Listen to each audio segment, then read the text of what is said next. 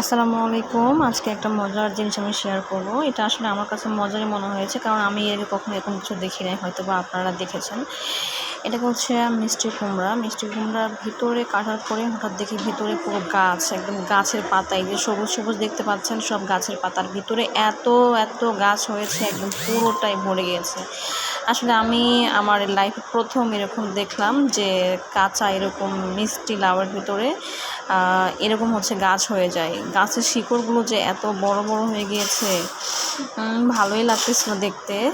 কত সুন্দর একটা।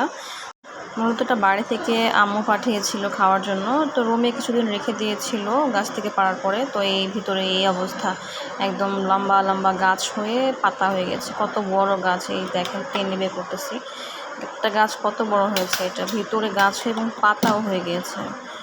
তো এই অবস্থা। তো আমি এরকম দেখলাম। যদি আপনারা কখনো এরকম কেউ দেখে থাকেন তাহলে অবশ্যই কমেন্ট করুন, আর যদি আমার মতো কেউ প্রথম এরকম দেখে থাকেন সেটাকেও কমেন্ট করুন। আমি সবগুলো গাছ ভেতর থেকে বের করি, দেখেন কত বড় একটা গাছ, কী পরিমাণে বড় হয়েছে।